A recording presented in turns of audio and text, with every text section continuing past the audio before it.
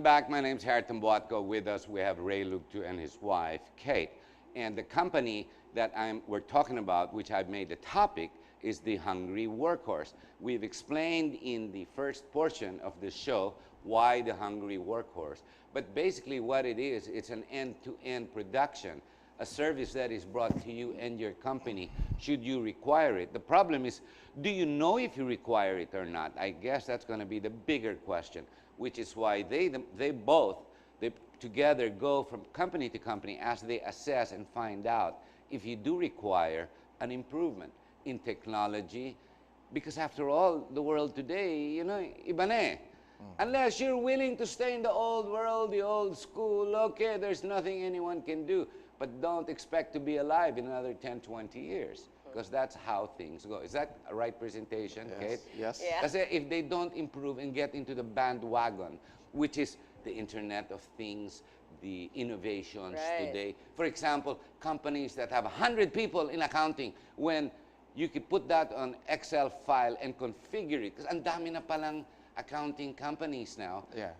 One person can do everything end to end, and even the bank, the deposit is straight into the government services. Right. Diba? Instead of having 120 and having humans work on accounting, may error pa yan. May Yeah. human. Ito, Yep. strictly zero error. Correct me if I'm, diba? Yeah. In fact, I had one or two that presented payroll systems Yeah. for X amount of money, which to me, it's mind-boggling Right. kasi hindi ka na magkakamali eh. Yes. Tell us about the other services you offer. Well, so apart from the technology, well, we also have technology assets, no. Apart from the consulting, helping companies, think through the technology, what digital technology they will use. Apart from the culture transformation that we also do, we also have digital assets, no. We have simple assets from web development to a complex, artificial intelligence for companies. No? Already at this stage. Yes. So we partnered with boutique software Technology companies. firms, yeah. Yeah. Yeah. So you want to, Especially those that are not yet in the Philippines and they wanted to kind of, explore the market, see whether there's interest, for the solutions that they carry. Right. So we kind of help them, bring them here in this kind of market in ASEAN, right? Meron na bang artificial intelligence na gagamit natin right here? Yeah, Other than yes. Alexa. Yeah. Yes. Meron There na. are available solutions already. In manufacturing. In manufacturing, it depends. I mean, like whatever sector you're in, as long as, let's say, you have a big data, sabagay. machine Yeah, learning yeah, group yeah, in your yeah. company Yeah. that require continuously that. mines the data, right? You can get insights on that already. I think what most bigger companies today, and it's more of data storage. They're just getting into it, and a lot of them are having a hard time with the big boxes now that the BIR requires 12 years or 20 years. right. You have to stack these boxes and going through all this dirty paper after pag na-assess ka ng BIR, di ba? Yeah. So it's data storage is one side of it. Yeah. Tell me about, you always bring up cultural differences or characteristics. Of Filipinos. Why? Yeah. Why? Why specifically? Ano yung mga culture? Are they problematic? Are they emblematic of what we do, what we are, or how we are? Well, we are fond of talking about the Filipino characteristics because we are unique, no, in a positive way or in a negative way, no. Naiiba. Naiba tayo, no? Nakakabahala. Naiba tayo, no? Like, no? Our Let us- politics for one. Ah, yeah. Okay, go ahead. Yeah, go ahead. Yun lang, let's cite muna yung US now, in the US. No? Sabi nila, the Philippines is the most the most investment will be Opportunity In for the now. Philippines. in the Philippines. Right now, no? it is. Right, so, and then we tend to rationalize. Bakit, no? Because of the people we have, no? We are, Our probably... consumerism is bright, it's good, it's healthy. It's good, no? But apart And from that, And we our have development, diba? The Yeah. development At is the on rate the we're rise going. talaga. Yeah. Right. Sa infra na lang, the way Yeah. we're building it. Right. So culturally, we are the most customer-centric probably in the world. No, we help people a lot. No, it's natural to us. No, well, that's why we have the best call center. Best hotel work. Household help workers, the best seafarers, because it's natural for us to help. And worst politicians. Of- But go ahead, continue. So second is that we're probably the most creative in the world. No? you see a lot of artistry, in Philippines. You see, everywhere you go, you see singers, dancers, architects, programmers. That's another true, no? characteristic. Yeah. Tama yan, tama yan. Oh, anywhere you go, Agree with you, Totally. agree with you. And then lastly, the last competency that we have is we have the probably the topmost English-speaking country in the world. Listen to us speak. Yeah. Go ahead. Right. Now tell me a country who has all of these three characteristics. Tell me a country. Oo nga, no? There's no one. So the question there is, how do you maximize that value Yes. proposition? Right. Right? That's the, I mean, our You government... sound like a real marketing professional. No, but I mean, go on. like, no, but go on. I love it. I enjoy it. Go ahead. Government agencies, when, obviously they're after revenues, right? Of course. How can they market the Philippines, right, extremely well that we can capitalize on all of these, right? So the And we're idea is just- first understanding the culture, Yeah. Yes. Yes. Yeah. scrutinizing what we are, what we have, and Correct. what Yes. we do, Yes. Yeah. and then working on top of that. Correct. Yes. But the Filipino does still need more work. Of course. Kasi we still have unemployment, right? Oo, But the tama. unemployment is also hinged on the lack of education, for example. Right? That's Matching, they say when Yeah. DTI says matching. Correct. So that's why you DOLE says still- matching, mismatching. why, yeah, mismatching. that's why there's still a lot of, Filipinas moving overseas to become domestic workers. But really, But education has failed, as I've said that on TV so many times. I'm talking of the public schools. 40 years ago, well, you're not near as old as I am, but I remember 40, 50 years ago, do you know our senators, congressmen, the leaders came from public schools. Ngayon, puro Ivy League Private. schools lang. Yeah. Kasi nag-alisan na eh. Correct. Yeah. Di ba? Correct. Yeah. Nag-iba na yung temperatura eh. Correct. yeah. Eh, Well, kaya nga, nag-iba na yung culture din, Yes. No, so, right? Nga, tama nga naman. There you so go. one observation we Psychologist ka ba o you're into marketing? I took up psychology as my elective in high school. Because it Yeah. requires some type Yeah. of psychology to understand the nuances of the Pinoy. yeah. And if we don't learn the lesson, history will repeat itself. Right. Correct. It's always History like that. naman yun. Yun naman master ko. But go ahead. Let's talk about the nuances, Paano, meron tayong competencies, So, meron nice nga, competencies. meron Meron nga. na naman yung idiosyncrasies that we call, You spoke about, yung school system, now is probably declining, I wrote about the decline of critical thinking in Philippines, There is That's a very decline. important. There is I a love decline. that part. Yeah. There is a decline, And this is evidenced by the recent survey, Last year, the perils of perception were the third most ignorant country in the world, Wow. Right? Okay. Diba? So, pinag-uusapan namin yan. So, we're the third most ignorant. There's this survey company ask several countries, the people of several countries on several aspects, issues like poverty, politics, healthcare.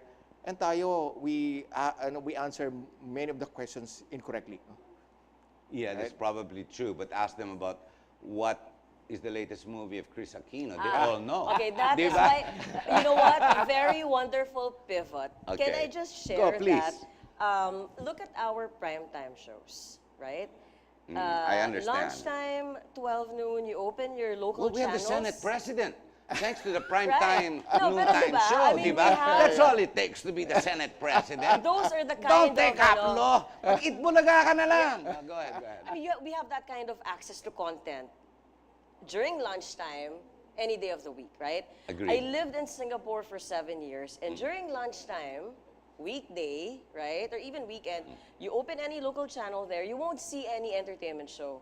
It's Wala. all news or something more news. informative. It's SBC, yeah. I Right? remember. In It's fact, news. their entertainment shows are usually after prime time na eh. Gabi 9 na, p.m., 9 10 p.m. p.m., when the kids are already asleep. Yun. Dito Right? baliktad. Yeah. Dito, it's like, you live and thrive that kind of entertainment. Right? Which does not really help you. Ang kabaklaan, pinagtatawanan. Pero pag ang anak mo naging bakla, sasapukin mo naman. Yes. Hindi ko maintindihan yan eh. So, But yun go na nga. ahead. Yeah, yeah. So on that note, right, he was saying about critical thinking, right? How do we Right. then help develop critical thinking amongst our youth, right? So that later on they can develop, a very good opinion. They can formulate opinion, have their own rich perspective based on, what they read in the newspapers, for example. Right. A proper education that develops the critical thinking, Yes. not memory work as in And T yeah, plus in a 2. way, Yes. obviously, media has a very vital role to play there. You see, as you see, Right. I have an intelligent show. I'm not going around dancing up and down Right. and cross-dressing. I don't Right. even wear makeup. Yeah. Pero No, but- kasi, You sorry. can build on this, though. In Yes. spite of all these issues, you don't seem to find it negative. It's not a crutch. You just have to understand it and work on top of it. That's what you do. Well, it's an opportunity, right? It's an Baliktad, opportunity to. sa'yo. No, I mean, I thought it would be problematic. No. Well, you know, the glass is what? Half empty, half full. Of Right? course, It's always refillable. That's the Yes, point, that's- right? Yeah, we start from a low base. No, the critical thinking in the country is low. No, so we can only go up. No, I think that's the opportunity that The millennials we're you talking find about. promising today? No, In meron na general? kasing, di ba, yung PCCI, no, there's the first batch of K to 12 Yes, graduates. yes. Sabi ng PCCI, no, we cannot hire them because they lack critical thinking. No? Oh, I didn't see that. Okay. Yeah, it was on TV. No, All right. all right. So again, I Can go. you believe TV? Oh, go ahead. All right. Well, it's PCCI. No, Sige, interviewed. sige. Go ahead, go ahead, go ahead. So, kaya yung critical thinking, you're right, no, educational system natin kasi is rote memorization. No? Yeah. Di ba, even private schools, no, we are rewarded by memorizing and Yes. answering it correctly. No? Yes, and that's how you get a high grade. That is how you get a high Yeah, grade. which is incorrect. That's been discussed Yes. all around the world. Yeah, so kaya nga ano and we're still doing that. No? We're still doing We're that. still doing that. No? On the other hand, right, if you are a poor Filipino, for example, coming from the provinces, and you have this really great big dream of breaking the cycle of poverty. Right. So you have that fire in you, you have that hunger in you, right? And you will beat the odds. You will force yourself to make sure that you can think, right, and do something about your life so that you can improve your state of being. Okay. That's the other, thought process to that. The disruptive youth. More and more Filipinos, because they just want to break the cycle of poverty, right? They'll do whatever it takes. Whether, di ba, like there are stories like there's the security guard, Yeah, I hear those, who yeah. graduated Yeah. in the very same school that he was, A janitor off. Yeah, Uh-uh. correct. So, that's kind of like beating the odds and making sure that things work and, your life improves. Based on all these issues, you don't find it difficult. You find it a challenge and you actually make it an opportunity. Yes. This is how you We're kind of approach. half full like that, yeah. So you approach your trade using that. Right. So may psychology din talaga itong hungry, Well, yes, hungry and horses. Yeah. we're May also... obviously, may psychology kayo Right. eh. Yeah. Totally agree, and we're also believers of relationships, All coverage. right. So if you remember the movie Jerry Maguire, Yes. right, Dickie Fox, Yes, the yes, key to yes, this yes. business is personal relationships. So if you've developed over the years of working in the same industry that we're serving right now, right, good relationships amongst customers or previous customers, peers, colleagues, etc. So it's also good to get back to them and see how we can help them, because some of them have established their own businesses also. How do you work with people with different characteristics if you go to the end, all the way to the very extent of working with characteristics? I mean, for example, in the BPO sector, it's not easy. I mean, you've got so many coming in working different hours, different times, Right. and they all come from different. I mean, may mayaman, may pobre. Right. May magaling, may mahina. Right, right. May intelligent, may bobo. Right. Nakikita, pero magaling mag-English, pero Right. wala namang content. Yeah. Walang critical thought. At meron talaga yung marunong. Yes. How do you work with so many different characters? I mean, gee, it's like jumping in a pool of balloons. Find me the pink one if there's only one. I mean, really, difficult. Di ba? It is tough, no? Like in our work, no, when we work with companies, no, one of the things we do in many organizations is to develop 3 critical skills, no, which I call digital ready skills, no. Digital Yan, ready. balik na tayo sa digital ngayon, sige, no? sige. So, ngayon kasi in the midst of all the digital noise that we have, there has to be 3 skills that you need to develop, no. Okay, your fingers say 4, but 3. Go ahead. Na 3. No. Okay, go ahead, go ahead. Yeah, 3. Go ahead. So one is empathy. Empathy. Empathy, no? Why So, empathy? Sige, go ahead, please So, explain. in the midst of all this noise, no, we go back to basics, understanding people. No, it's Take a putting step back. yourself Yeah. in another person's shoes. No, This helps companies. His relationship with machine. Yeah, but this will separate those companies that has empathy. They can develop products, human-centric products, instead of technology-centric products. A human-centric product. Yeah, so di ba puro technology na eh, no? We go back to basics, human-centric products, right? It What can be drives you? yes. What excites you? Yeah. Ganon, no? Yeah. So and then next is collaboration. No? Work with. Yeah. So collaboration now is working together Together. towards a common goal, no? Right? Common goal. Example, ease of public services. Okay. Ease of doing public services. Ease of doing business, Ease of right? doing business. Right. How can you work? Pag I have to do this, hindi naman pwede, mahina internet. Pinabibilis mo, gusto mo gawin kaagad. O itong machine ko, napakaluma na. Or hindi na kaya, wala nang memory. Parang ganun ba? Yeah. May nasira na pipe sa highway. Oo Wala nga, nang tubig. Bakit wala tayong tubig? Bakit Wala ba tong redundant architecture? Ayun, You know, these things. So yung third, we go to the third.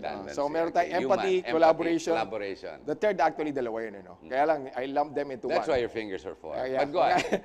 It's complex problem solving and agile decision making. Complex problem solving first. So, crisis management? No. Yeah, crisis management is complex, no? Oh, complex. When a problem is ill-defined, no, it becomes complex, no?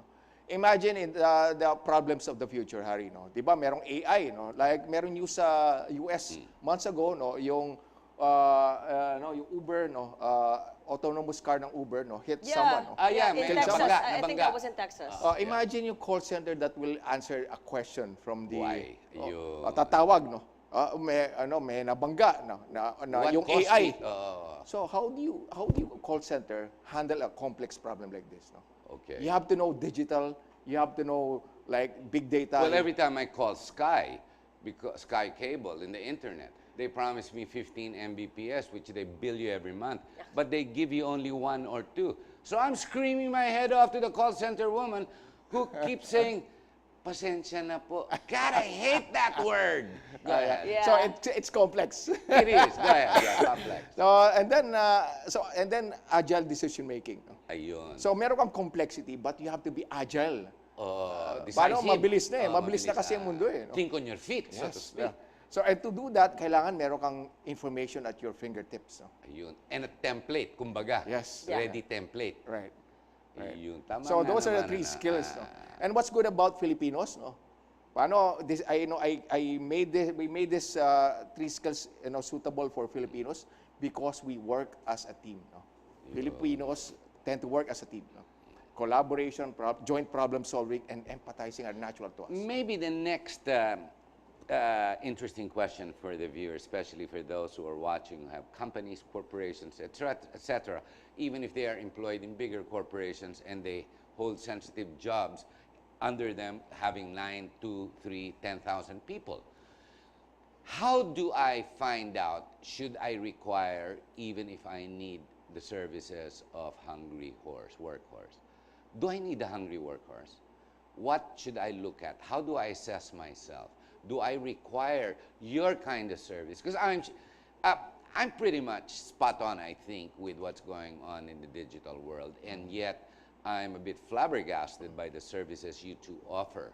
It's interesting because you actually delve deeper into the issues that are beset with a lot of companies that are problematic, whether it be the father-son relationship of the ownership of the corporation, and or even between the siblings and the uncles. I mean, be it for financial or manufacture or technical or whatever.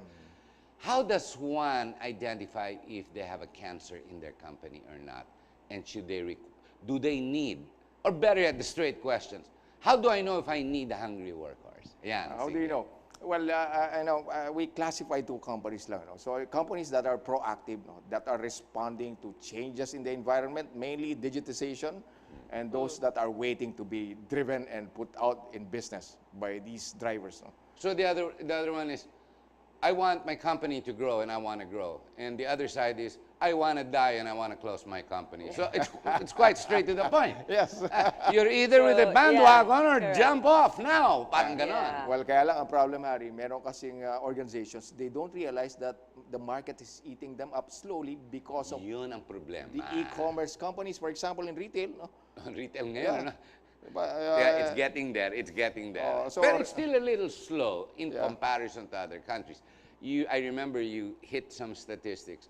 2% of the Filipinos, or 6% don't have, no, 14% don't have bank accounts. Yeah. They haven't opened up. We have 2 to 4% with credit cards. Mm-hmm. Maraming, and yet we have the highest users. We have what, 50, 40 million users on 67, Facebook.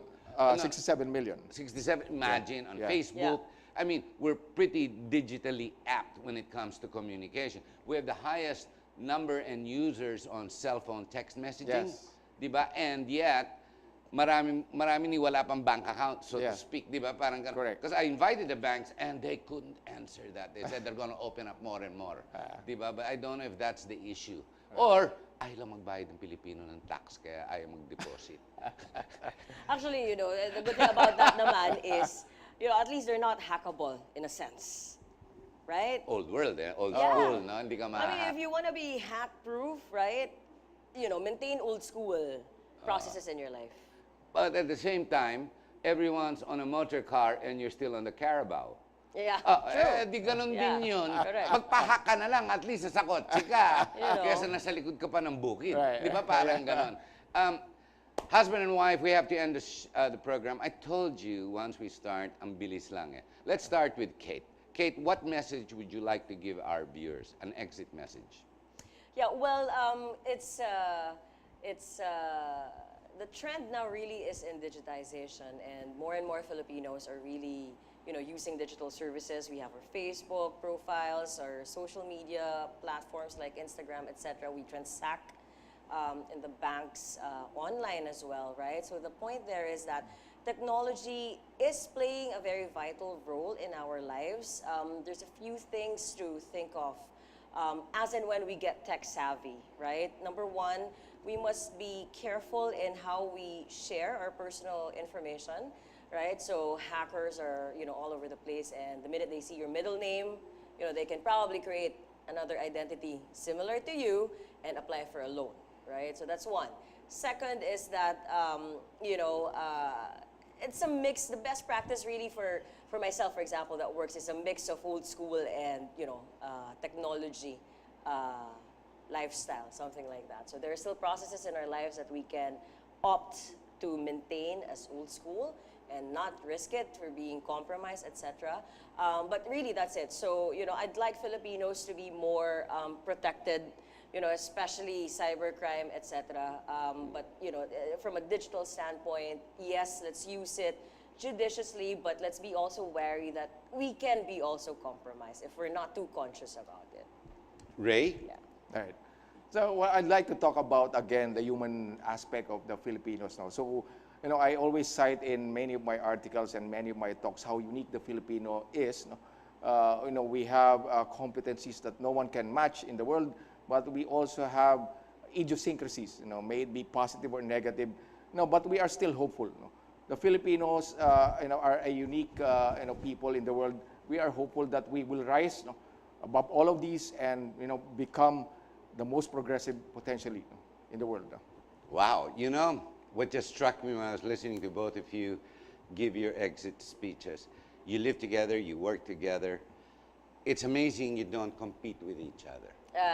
Di ba? I mean, you know, No, we don't, yeah. even Lennon McCartney, who were both brilliant, could not stay together long enough. Di ba? Roger and Hammerstein, these are the artists. I mean, Bezos even, and what's his name? The Apple guy who passed on, di ba? But congratulations. I personally have learned a lot with both of you. It's a relatively new field, but the way you explain it, it's simple. You either come across, you want to improve, and jump and take the reality that, hey, it's 2018. Right. It's no longer 1990 whatever. Yeah. The Beatles are done, and everything else is done. Iba na. And if I don't step up to it, miski ako maiiwan. Ladies and gentlemen, I hope you've enjoyed the program. I know it's a little bit above your head, but then again, my role here is not to jump around and wear a skirt and entertain you. My role here is to generate a certain awareness so that critical thought comes into play. That's the only entertainment I can offer you. Thank you very much. I hope you've enjoyed the show. So stay with us. We'll be around again next week. Now, this is on at 8 o'clock at night and again 8 in the morning. Same channel. Maraming salamat po. Thank you, Ray. Thank you. Kate. Thank you, Harry. Much.